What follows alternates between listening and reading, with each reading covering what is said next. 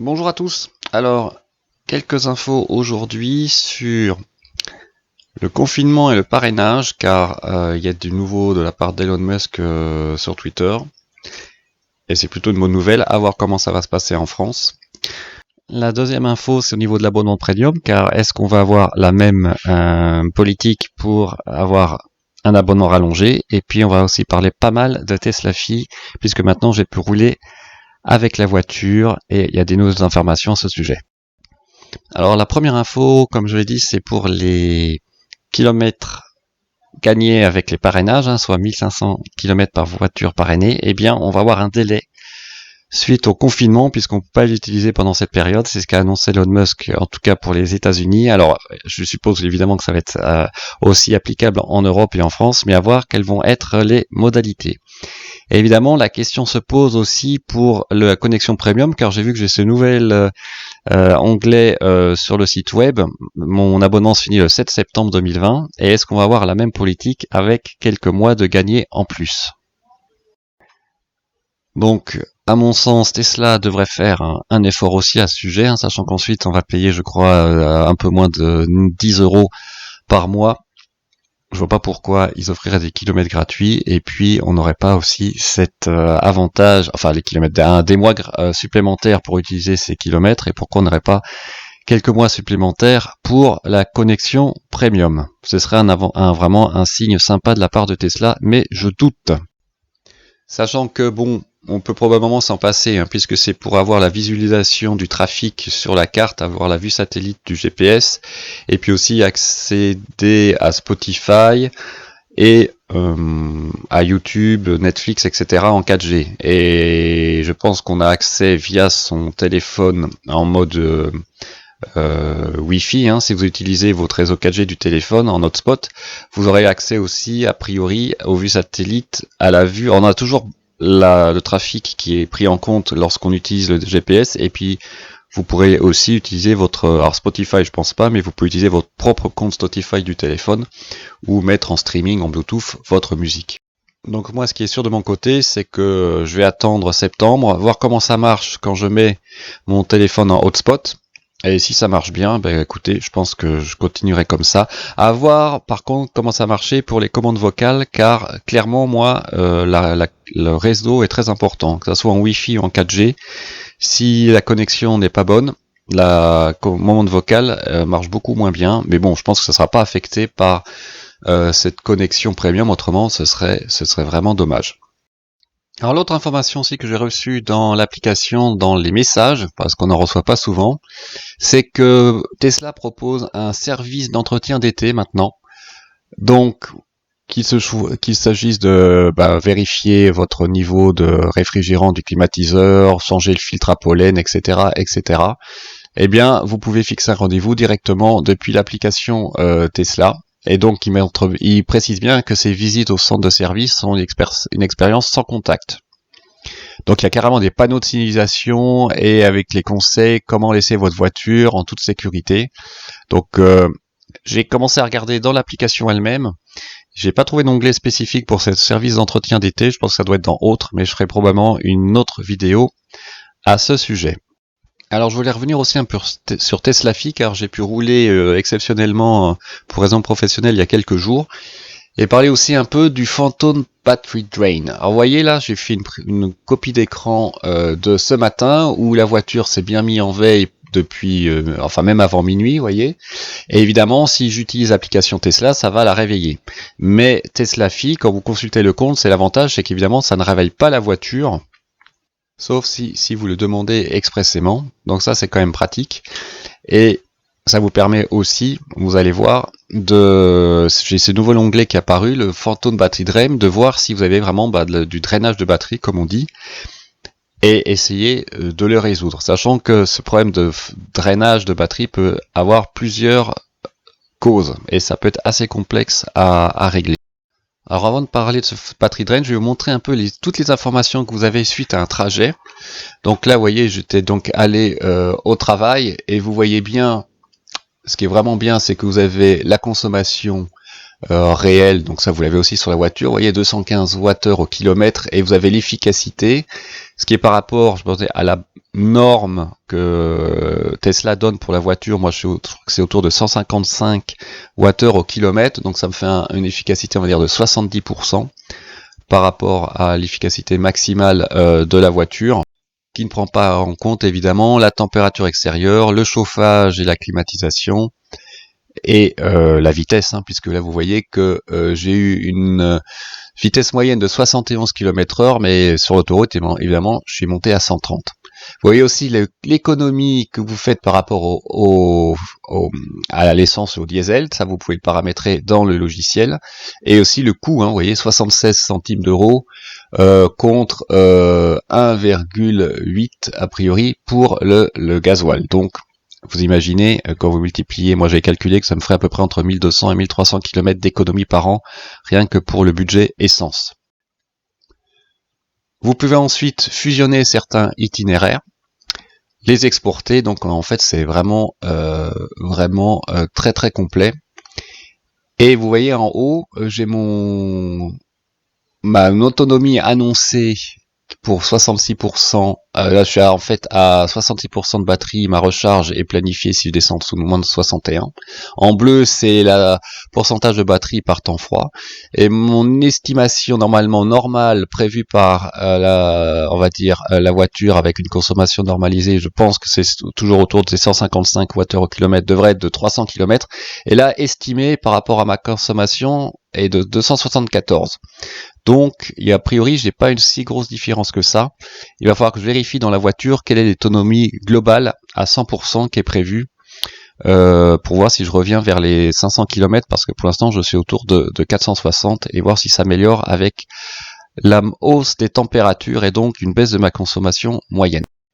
Alors, la seconde partie qui est intéressante, c'est évidemment la charge. Vous voyez bien là sur le côté droit le cercle, où pour la journée entière, vous avez en bleu la partie de la voiture qui était en mode sommeil, en vert la partie charge, en gris la partie parking, et en rouge la partie déplacement.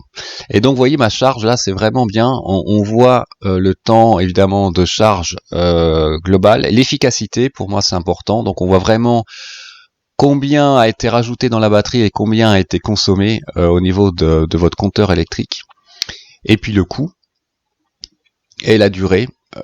Et moi, vous voyez, je vois bien vérifier aussi que j'étais à 16 ampères maxi, et j'ai le voltage maxi minimum, ce qui peut montrer aussi plus on consomme en fait en termes d'ampérage dans la maison. J'ai vu que plus le voltage baissait, et là on voit que je descends. Enfin, le moyenne est de 225, donc ça reste raisonnable. Des fois, je suis descendu à 218. Hein. Donc là, ça commence, ça marche toujours, mais ça veut dire que j'étais pas loin sûrement des 9 kW de consommation, près de la limite de mon contrat d'électricité.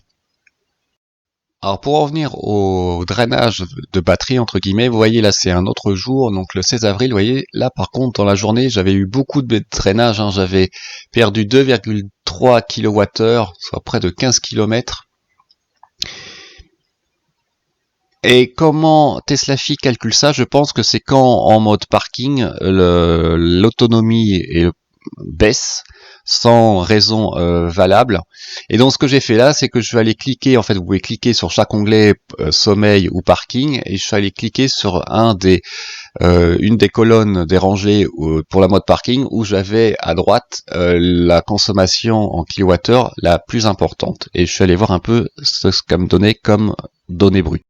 Donc vous vous retrouvez avec ce tableau. Et ce que vous voyez, c'est que j'ai le statut à gauche online, c'est-à-dire que la voiture n'est pas en mode sommeil. Et vous voyez que là, de 11h24 à 11h50, je perds plus d'1 kilomètre d'autonomie, et de 11h24 à 12h02, je perds 2 km d'autonomie, ce qui est quand même beaucoup, hein. 2 km en 40 minutes. Faut imaginer sur 24 heures. Donc là, il y avait vraiment un problème. Alors j'ai essayé vraiment de regarder dans l'application. À part cette erreur API là pareil, je pense que c'est une erreur de connexion de Teslafi avec la voiture. J'ai pas été capable de trouver. On n'arrive pas à trouver on va dire la connexion ou le logiciel qui peut expliquer ce drainage, sachant que moi j'utilise aussi l'application Jedlix.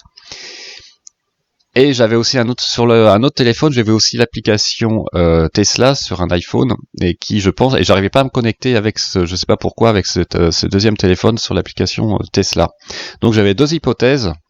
La première hypothèse était Jetlix qui questionnait la voiture trop souvent et donc ça pompait de l'énergie. Donc ce que j'ai fait, c'est que j'ai déconnecté le compte Tesla.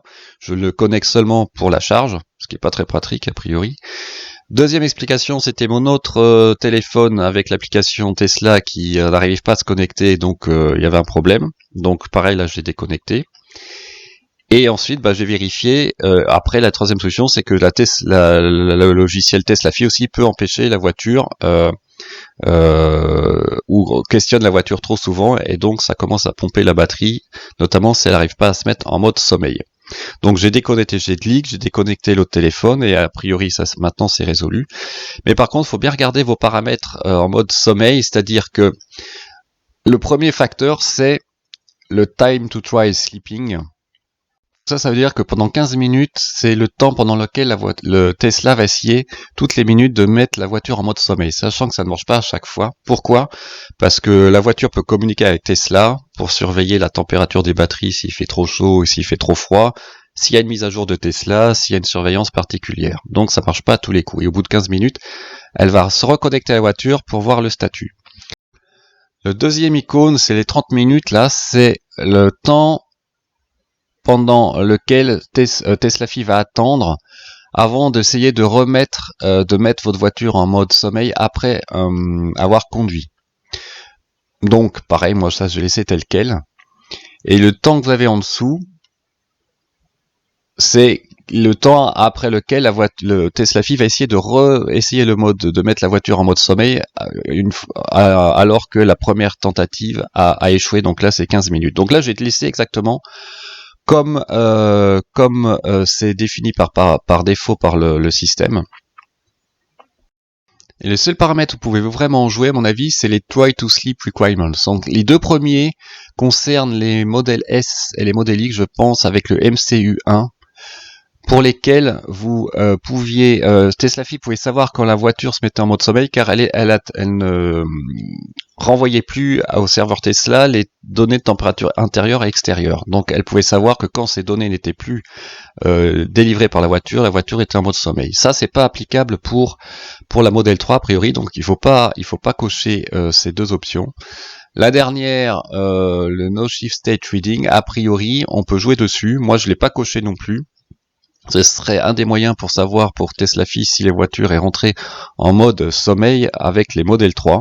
Donc ce que je peux conseiller pour les possesseurs de Model 3 qui ont un problème de batterie, de drainage de batterie, c'est de cocher ou de décocher ce No Shift State Reading. Laissez les deux autres décochés, de toute façon c'est pas applicable pour la Model 3. Et enfin le dernier paramètre sur lequel vous pouvez jouer pour savoir si c'est Tesla Fi qui vraiment empêche la voiture de se mettre par exemple en mode sommeil, c'est ce qu'on appelle le Deep Sleep Mode. Donc dans ce cas-là, vous définissez une période, notamment pendant la nuit, où Tesla Fi vraiment n'essayera pas d'avoir aucune information par rapport à l'état de la voiture, même si elle est en mode sommeil. Sachant que moi, quand la voiture est en mode sommeil, j'ai pas eu une période assez longue après laquelle Tesla Fi a réveillé la voiture pour enregistrer des informations pendant cette fameuse période de 15 minutes toutes les minutes. Mais vous pouvez utiliser ce Deep Sleep Mode pour voir si effectivement ce n'est pas Tesla Fi qui empêche la voiture de rentrer en mode sommeil. Et pour le draining, en fait, la solution ultime, si vraiment rien ne marche, c'est de déconnecter carrément son application Tesla, et si vous n'avez pas d'autres applications qui se connectent à la voiture, et puis vérifier dans la voiture si vous avez toujours un drainage de batterie, et puis si vraiment c'est le cas, là vous changez carrément le mot de passe de l'application, et donc dans ce cas-là vous n'aurez plus que l'application Tesla qui pourra, quoi qu'il arrive, se connecter à la voiture. Voilà, bah écoutez, j'espère que cette petite vidéo vous a plu. C'était plutôt sur Tesla Fi. Finalement, pour la partie paramétrage, et puis vraiment c'est un outil vraiment intéressant quand on veut vraiment avoir des informations sans réveiller la voiture. C'est quand même vraiment pratique. Mais avec cet onglet Battery Drain, c'est aussi pas mal pratique parce que si vous avez une consommation qui est faible en termes de drainage, vous probablement être pas capable de l'avoir avec l'application elle-même, mais là vous pouvez le voir rapidement. Voilà, bah écoutez, j'espère que cette vidéo vous a plu. N'hésitez pas à me laisser des commentaires, des pouces bleus. Utilisez mon lien de parrainage si le cœur vous en dit. Et on se dit à très bientôt et je vous souhaite un très bon week-end. Au revoir.